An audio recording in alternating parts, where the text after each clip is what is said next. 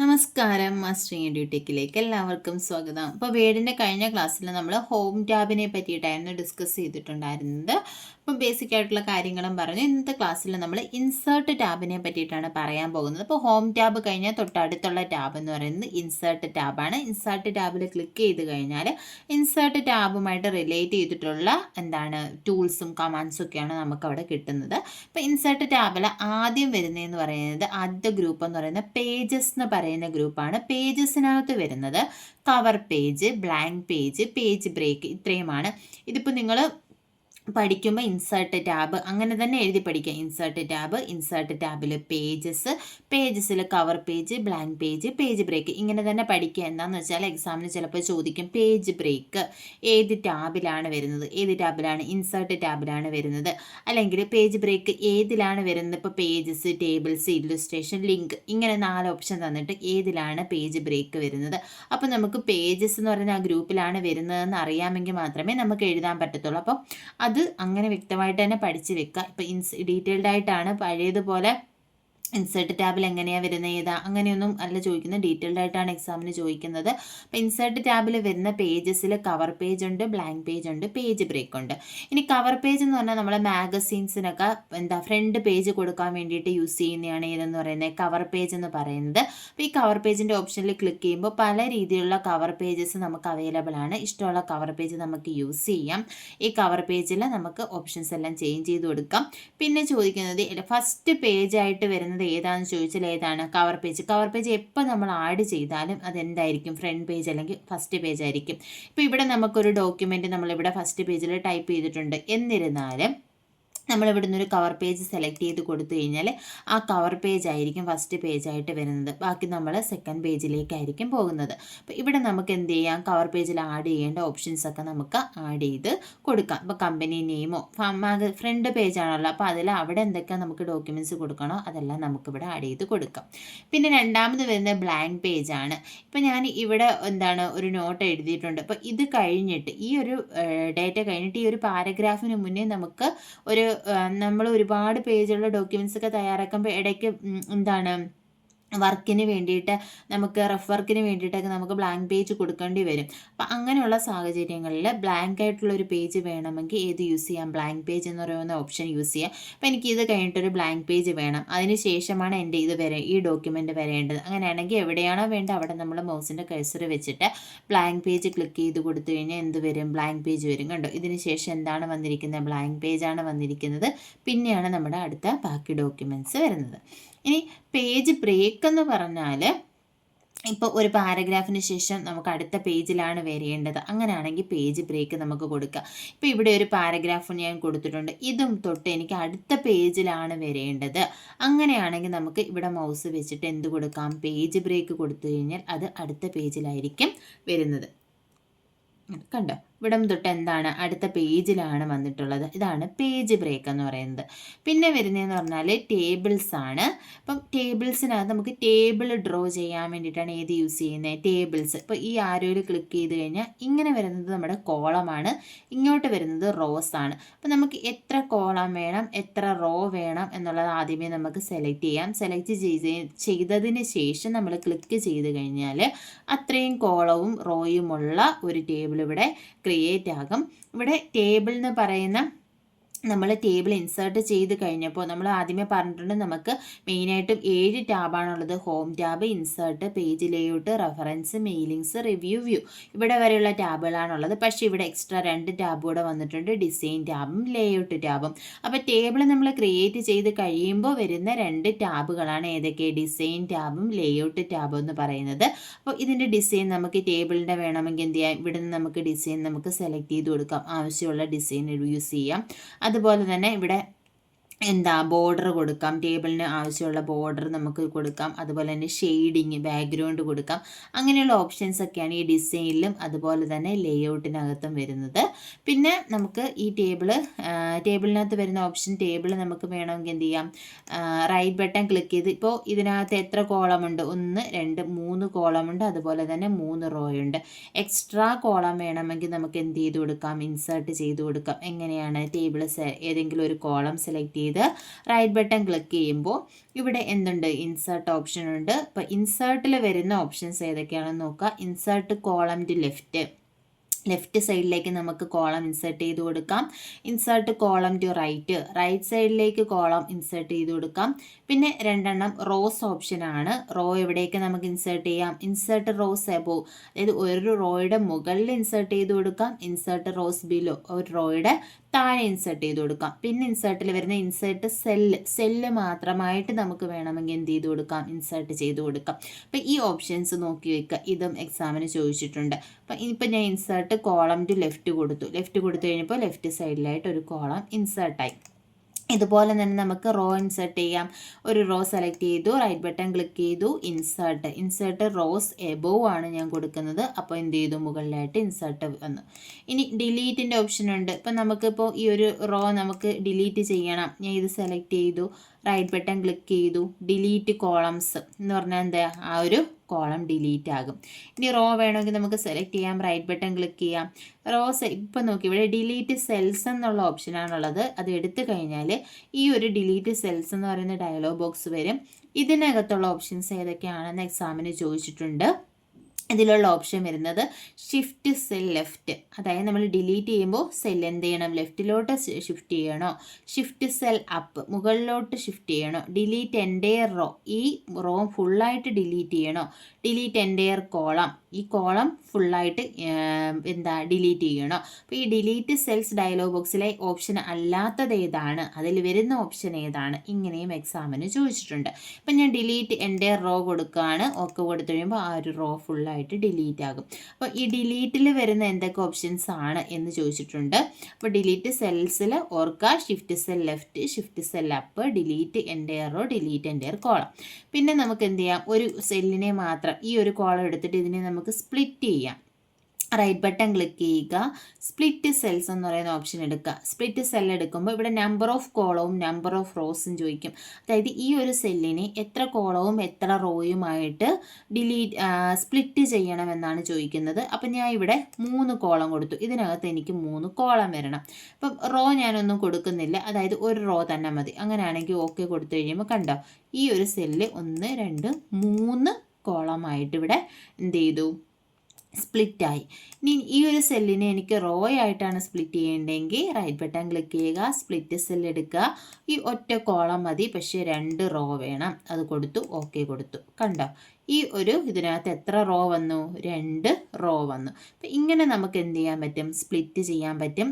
ഇനി ഇതിനെ നമുക്ക് ഒറ്റ സെല്ലാക്കണമെങ്കിൽ സെലക്ട് ചെയ്തിട്ട് റൈറ്റ് ബട്ടൺ ക്ലിക്ക് ചെയ്ത് മെർജ് സെൽസ് എന്ന് പറയുന്ന ഓപ്ഷൻ ഉണ്ട്. മെർജ് സെല്ല് കൊടുത്തു കഴിഞ്ഞാൽ എന്ത് ചെയ്യാൻ പറ്റും, നമുക്കിവിടെ ഇതിനെ ഒറ്റ സെല്ലാക്കിയിട്ട് മാറ്റാനും പറ്റും. മെർജ് സെല്ല് കൊടുത്ത് നമുക്ക് പഴയതുപോലെ ഒറ്റ സെല്ലാക്കി മാറ്റാം. പിന്നെ ഇതിന് നമുക്കിതുപോലെ ഈ സെൽസിനെ നമുക്ക് എന്ത് ചെയ്യാൻ പറ്റും, റീഅറേഞ്ച് ചെയ്യാൻ പറ്റും. അപ്പോൾ ടേബിളിനകത്ത് മെയിനായിട്ടും വരുന്നത് ഇത്രയും ഓപ്ഷൻസ് ആണ്. പിന്നെ ടെക്സ്റ്റ് ഡയറക്ഷൻ ഉണ്ട്. ടെക്സ്റ്റിനെ നമുക്ക് എന്ത് ചെയ്യാം, ഏത് രീതിയിൽ നമ്മൾ ഇതിനകത്ത് എഴുതുന്ന ടെക്സ്റ്റിൻ്റെ ഡയറക്ഷൻ നമുക്ക് എന്ത് ചെയ്ത് കൊടുക്കാൻ പറ്റും, ചേഞ്ച് ചെയ്ത് കൊടുക്കാൻ പറ്റും. ഇപ്പം ഞാനിവിടെ ടെക്സ്റ്റ് ഡയറക്ഷൻ എടുത്ത് കണ്ടോ, ഇങ്ങനെ വേണമെങ്കിൽ കൊടുക്കാം. ഇപ്പം ഞാൻ ഈ ഒരു ടെക്സ്റ്റ് എടുത്ത് ഓക്കെ കൊടുത്തു. അപ്പോൾ ടെക്സ്റ്റ് ഈ ഒരു രീതിയിൽ ചേഞ്ച് ആയിട്ട് വന്നിട്ടുണ്ട്. പിന്നെ അതുപോലെ തന്നെ നമുക്ക് ഈ ഒരു സെല്ലിനകത്ത് സെൽ അലൈൻമെൻ്റ് ഉണ്ട്. അലൈൻമെൻ്റ് എന്ന് പറയുമ്പോൾ എവിടെയൊക്കെ വരണം എന്നുള്ളത്, അതായത് ടോപ്പ് ലെഫ്റ്റിൽ വരണോ, അതോ ടോപ്പ് സെൻറ്ററിൽ വരണോ, ടോപ്പ് റൈറ്റ് സൈഡിൽ വരണോ, അതുപോലെ തന്നെ സെൻറ്റർ ലെഫ്റ്റ്, അതായത് സെൻറ്ററിൽ ലെഫ്റ്റ് സൈഡിലായിട്ട് വരണോ, അതുപോലെ തന്നെ സെൻറ്റർ, അതായത് നടുക്ക് തന്നെ വരണോ, സെൻറ്ററിൽ റൈറ്റ് സൈഡിൽ വരണോ. ഇനി അതുപോലെ തന്നെ ഓപ്ഷൻ അലൈൻമെൻറ്റിൽ വരുന്നത് ബോട്ടം ലെഫ്റ്റ് ഉണ്ട്, ബോട്ടം സെൻറ്റർ ഉണ്ട്, ബോട്ടം റൈറ്റ് ഉണ്ട്. ഇങ്ങനെ 9 ഓപ്ഷൻസാണ് സെൽ അലൈൻമെൻറ്റിൽ വരുന്നത്. അപ്പോൾ ഇത്രയുമാണ് നമുക്ക് ഈ ടേബിളിനെ പറ്റി പ്രധാനമായിട്ടും പറയാനുള്ളത്. പിന്നെ ഇൻസേർട്ട് ടാബിനകത്ത് അടുത്ത് വരുന്നത് ഇല്ലുസ്ട്രേഷൻസ് ആണ്. ഇത് ഇമ്പോർട്ടൻ്റ് ആണ്. ഇല്ലുസ്ട്രേഷൻസിനകത്ത് വരുന്ന ഓപ്ഷൻസ് ഏതൊക്കെയാണെന്ന് പലതവണ ചോദിച്ചിട്ടുണ്ട്. ഇല്ലുസ്ട്രേഷൻസിനകത്ത് വരുന്നത് picture, clip art, shapes, smart art, chart, ഇത്രയുമാണ് ഇല്ലുസ്ട്രേഷൻസിനകത്ത് വരുന്നത്. പിക്ചർ എന്ന് പറയുമ്പോൾ നമ്മുടെ സിസ്റ്റത്തിൽ നമ്മൾ ഉള്ള പിക്ചേഴ്സ്, സേവ് ചെയ്തിട്ടുള്ള പിക്ചേഴ്സിനെ നമ്മുടെ ഡോക്യുമെൻറ്റിലേക്ക് കൊണ്ടുവരാനാണ് പിക്ചർ ഓപ്ഷൻ യൂസ് ചെയ്യുന്നത്. ഇപ്പോൾ ഞാൻ പിക്ചറിൽ സെലക്ട് ചെയ്തിട്ട് ഇപ്പോൾ ഇതിനകത്ത് പിക്ചേഴ്സ് ഒന്നും ഇല്ല. അതുകൊണ്ടാണ്, ഉണ്ടെങ്കിൽ നമ്മൾ പിക്ചർ സെലക്ട് ചെയ്തിട്ട് അതിനകത്തുനിന്ന് നമുക്ക് ഏതെങ്കിലും പിക്ചർ സെലക്ട് ചെയ്ത് നമുക്ക് ഇവിടെ ഇൻസേർട്ട് ചെയ്യാം. ഇപ്പം എൻ്റെ സിസ്റ്റത്തിൽ പിക്ചർ ഒന്നും ഇല്ലാത്തത് കൊണ്ടാണ് ഇപ്പോൾ ഇൻസേർട്ട് ചെയ്യാൻ പറ്റാത്തത്. അതുപോലെ തന്നെ ക്ലിപ്പ് എന്ന് പറഞ്ഞാൽ, ഇപ്പോൾ ക്ലിപ്പാർട്ടിൽ ക്ലിക്ക് ചെയ്ത് കഴിയുമ്പോൾ ഇവിടെ ഒരു ഡയലോഗ് ബോക്സ് വരുന്നത് നിങ്ങൾക്ക് കാണാം. ഇവിടെ നമുക്ക് ഇഷ്ടമുള്ളത് സെർച്ച് ചെയ്ത് കൊടുക്കാം, ഏത് ഇമേജാണ് നമുക്ക് വേണ്ടതെന്ന്. ഇപ്പോൾ ഇവിടെ ഡോഗ് നടപ്പുണ്ട്, ഞാൻ ഗോ കൊടുത്തു കഴിഞ്ഞാൽ ഡോഗോ ക്യാറ്റോ അപ്പോൾ അതുമായിട്ട് റിലേറ്റ് ചെയ്തിട്ടുള്ള ഇമേജസ് ഉണ്ടെന്നുണ്ടെങ്കിൽ നമുക്കവിടെ കാണാൻ പറ്റും. ഇപ്പോൾ ഞാൻ ജസ്റ്റ് ഫ്ലവറിന് കൊടുത്തിട്ട് ഗോ കൊടുത്തു കഴിയുമ്പോൾ കണ്ട ഫ്ലവറിൻ്റെ ഇമേജസ് വരും. ഇത് സെലക്ട് ചെയ്ത് കഴിഞ്ഞാൽ ആ ഒരു ഇമേജ് നമുക്ക് നമ്മുടെ ഡോക്യുമെൻറ്റിലേക്ക് നമുക്ക് കൊണ്ടുവരാൻ പറ്റും. ഇനി അതുപോലെ തന്നെ ഇൻസേർട്ടിലുള്ള അടുത്ത ഓപ്ഷൻ എന്ന് പറയുന്നത് ഷേപ്സ് ആണ്. ഷേപ്സ് എന്ന് പറഞ്ഞാൽ നമുക്ക് ഇഷ്ടമുള്ള ഷേപ്സ് നമുക്ക് എന്ത് ചെയ്യാൻ പറ്റും, ഡ്രോ ചെയ്യാൻ പറ്റും. ഇപ്പോൾ ഷേപ്സിൽ ക്ലിക്ക് ചെയ്യുക. ഇപ്പോൾ ഇവിടെ ഒരു റെക്റ്റാങ്കിൾ എടുത്തിട്ട് എന്ത് ചെയ്തു, ഇവിടെ നമുക്കിങ്ങനെ മൗസ് വെച്ച് ഡ്രാഗ് ചെയ്ത് കഴിഞ്ഞാൽ റെക്റ്റാങ്കിൾ വരും. റൈറ്റ് ബട്ടൺ ക്ലിക്ക് ചെയ്ത് ആഡ് ടെക്സ്റ്റ് ഓപ്ഷൻ കൊടുത്തു കഴിഞ്ഞാൽ നമുക്ക് ഇതിനകത്ത് ടെക്സ്റ്റിനെ നമുക്ക് ടൈപ്പ് ചെയ്യാൻ പറ്റും. ഇതുപോലെയുള്ള ഷേപ്സ് നമുക്ക് എന്ത് ചെയ്യാൻ പറ്റും, നമ്മുടെ ഇതിനകത്ത് കൊണ്ടുവരാൻ, ഡോക്യുമെൻറ്റിൽ കൊണ്ടുവരാൻ പറ്റും. അടുത്ത സ്മാർട്ട് ആർട്ടാണ്. സ്മാർട്ട് ആർട്ട് എന്ന് പറഞ്ഞാൽ ബ്ലോക്ക് ഡയഗ്രംസ് ഇൻസേർട്ട് ചെയ്യാൻ വേണ്ടിയിട്ടാണ്. കണ്ടോ, ഇതുപോലെയുള്ള ബ്ലോക്ക് ഡയഗ്രംസ് നമ്മുടെ ഡോക്യുമെൻറ്റിൽ കൊണ്ടുവരാൻ വേണ്ടിയിട്ടാണ് സ്മാർട്ട് ആർട്ട് യൂസ് ചെയ്യുന്നത്. ഇപ്പോൾ സ്മാർട്ട് ആർട്ടിൽ വരുന്ന ഓപ്ഷൻസ് എന്ന് പറയുന്നത് ഏതൊക്കെ ഉണ്ടെന്ന് ചോദിച്ചാൽ ഇത് നോട്ട് ചെയ്ത് വെക്കുക. List, process, cycle, hierarchy, relationship, matrix, pyramid. ഇത്രയും നമുക്ക് എന്ത് ചെയ്യാൻ പറ്റും, സ്മാർട്ട് ആർട്ട്. ഇത്രയും ഓപ്ഷൻസ് ആണ് സ്മാർട്ട് ആർട്ടിനകത്ത് വരുന്നത്. ഏതൊക്കെയാണ്? List, process, cycle, hierarchy, relationship, matrix, pyramid. ഇത് ചോദിക്കാം, ഇതിനകത്ത് എന്താണ് സ്മാർട്ട് ആർട്ടിൽ ഇതിൽ വരാത്ത ഏതാണ് അല്ലെങ്കിൽ വരുന്ന ഏതാണ് എന്നുള്ളത് ചോദിക്കാം. അപ്പോൾ ഇത്രയുമാണ് സ്മാർട്ട് ആർട്ടിൽ വരുന്നത്. പിന്നുള്ളത് ചാർട്ടാണ്. ചാർട്ടെന്ന് പറയുമ്പോഴത്തേക്കും എന്താണ്, നമുക്ക് ചാർട്ട് ക്രിയേറ്റ് ചെയ്യാൻ വേണ്ടിയിട്ടാണ് യൂസ് ചെയ്യുന്നത്. ഇപ്പോൾ ഒരു ടേബിൾ ഓഫ് വാല്യൂസ് ഉണ്ടെങ്കിൽ ആ വാല്യൂ വെച്ചിട്ടുള്ള ചാർട്ട് നമുക്ക് ക്രിയേറ്റ് ചെയ്യാം. നമ്മളല്ലാതെ ആണെന്നുണ്ടെങ്കിൽ എക്സലിൽ നിന്ന് ഡീഫോൾട്ട് ആയിട്ടുള്ള വാല്യൂസ് എടുത്തിട്ട് ചാർട്ട് ക്രിയേറ്റ് ചെയ്യും. ചാർട്ട് ടൈപ്പ് ഏതൊക്കെയാണെന്ന് ചോദിച്ചാൽ കോളം ചാർട്ടുണ്ട്, ലൈൻ ചാർട്ടുണ്ട്, പൈ ചാർട്ടുണ്ട്.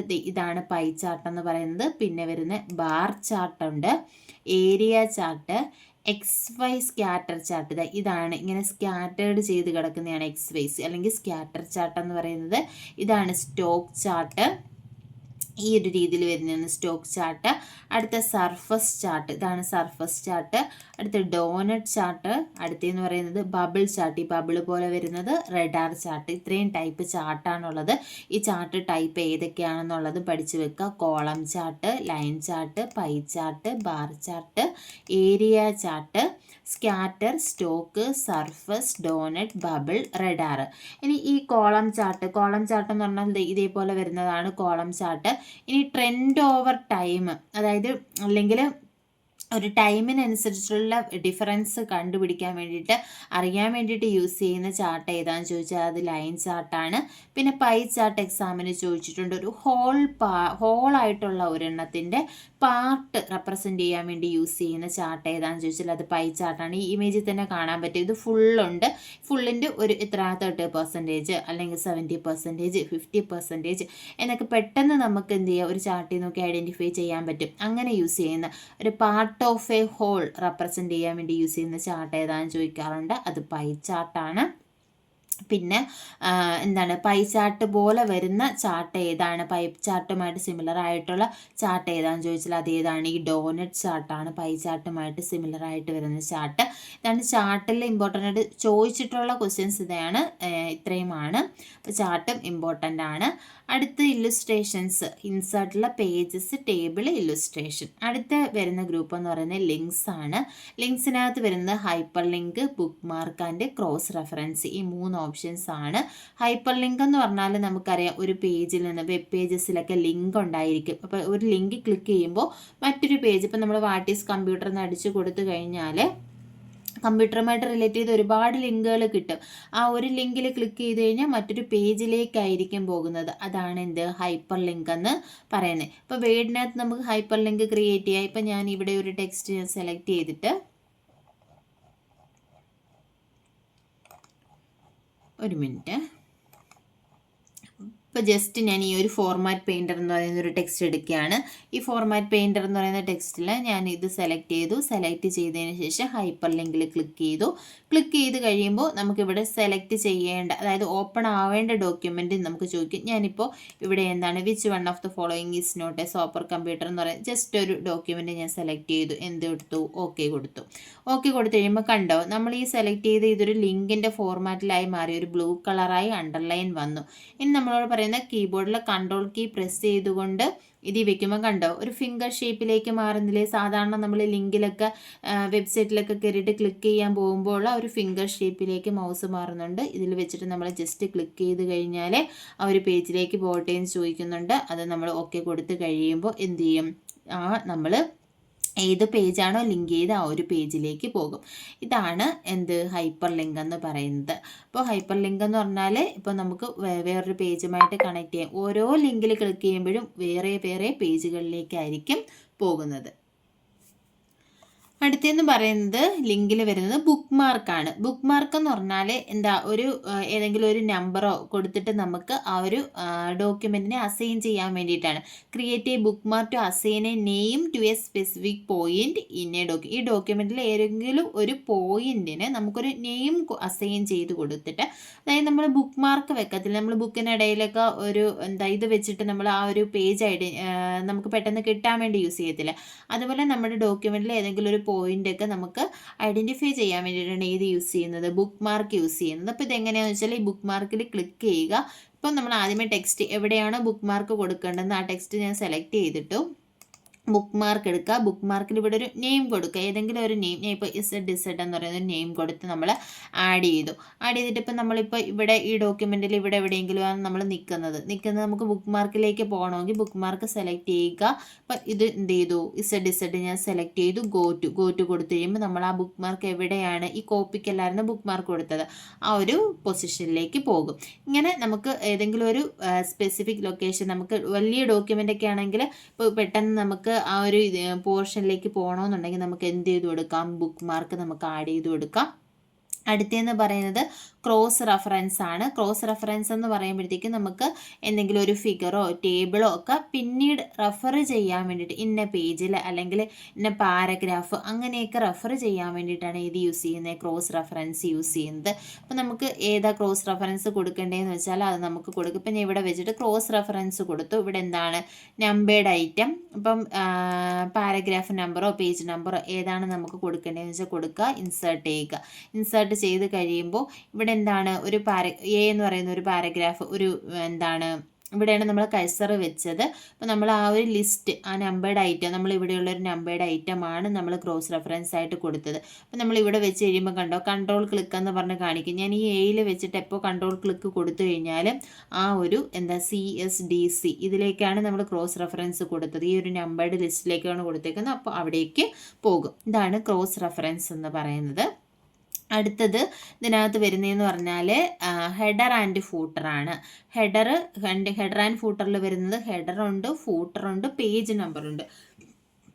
ഈ 3 ഓപ്ഷൻസാണ് ഇതിനകത്ത് വരുന്നത്.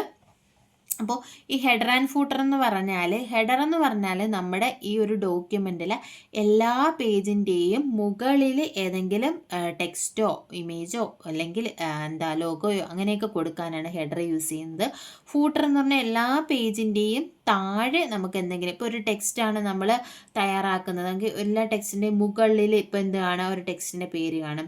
താഴെ ചിലപ്പോൾ പേജ് നമ്പറോ അല്ലെങ്കിൽ വേറെ എന്തെങ്കിലും അതുമായിട്ട് റിലേറ്റ് ചെയ്ത് ടെക്സ്റ്റിൻ്റെ പേരോ ഇമേജോ ലോഗോയോ അങ്ങനെ എന്തെങ്കിലുമൊക്കെ കാണും. അങ്ങനെ ഏറ്റവും താഴെ കൊടുക്കാൻ വേണ്ടിയിട്ടാണ് ഫൂട്ടർ യൂസ് ചെയ്യുന്നത്. പേജ് നമ്പർ എന്ന് പറയുന്ന ഓപ്ഷൻ നമുക്ക് പേജ് നമ്പർ അല്ലാതെ ഇൻസേർട്ട് ചെയ്യാൻ വേണ്ടിയിട്ട് യൂസ് ചെയ്യാം. അപ്പോൾ ജസ്റ്റ് ഞാൻ ഹെഡർ ഒന്ന് കാണിക്കുക. ഇപ്പം നമ്മൾ ഈ ഒരു പേജിലാണ് നിൽക്കുന്നത്, ഞാൻ ഈ ഹെഡർ എടുത്തു. ഇപ്പോൾ പല രീതിയിലുള്ള ഹെഡറുണ്ട്. ഇപ്പോൾ ടൈപ്പ് ദ ഡോക്യുമെൻ്റ് ടൈറ്റിൽ എന്ന് പറയുന്നൊരു ഹെഡർ ഞാൻ ഇവിടെ എടുത്തു. കണ്ടോ, ഇതാണ് നമ്മുടെ ഡോക്യുമെൻറ്റ് പാർട്ട്. ഏറ്റവും മുകളിലെ മാർജിനിലാണ് എന്ത് ഹെഡർ വരിക. ഇവിടെ നമുക്ക് ഡോക്യുമെൻറ്റിൻ്റെ പേര് എന്താണെന്ന് വെച്ചാൽ നമുക്ക് ടൈപ്പ് ചെയ്ത് കൊടുക്കാം. ഞാൻ ഒരു ടൈപ്പ് ചെയ്ത് കൊടുത്തു.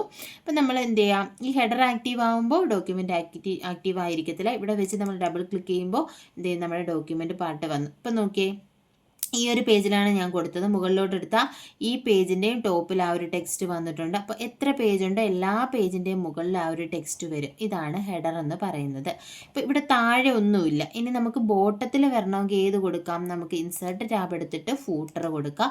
ഫൂട്ടർ കൊടുത്തു കഴിയുമ്പോൾ ഫൂട്ടറിൽ വേണമെങ്കിൽ നമുക്ക് പേജ് നമ്പർ ആഡ് ചെയ്യാം, അല്ലെങ്കിൽ ടെക്സ്റ്റ് മാത്രം നമുക്ക് ആഡ് ചെയ്യാം. ഇപ്പോൾ ഞാൻ ടെക്സ്റ്റ് മാത്രം ആഡ് ചെയ്യാൻ കൊടുത്തു. ഇപ്പോൾ നമ്മളിവിടെ എന്ത് കൊടുത്തു? ഒരു ടെക്സ്റ്റ് ഞാൻ കൊടുത്തു കഴിഞ്ഞാൽ അത് എല്ലാ പേജിൻ്റെയും ബോട്ടത്തിൽ എന്ത് വരും? ആ ഒരു ടെക്സ്റ്റ് വരും. ഇങ്ങനെ വരാൻ വേണ്ടിയിട്ടാണ് ഏത് യൂസ് ചെയ്യുന്നത്? ഫൂട്ടർ യൂസ് ചെയ്യുന്നത്. ഫൂട്ടർ ആകുമ്പോൾ ബോട്ടം ഓഫ് എവരി പേജും ഹെഡർ ആകുമ്പോൾ ടോപ്പ് ഓഫ് എവരി പേജുമാണ്.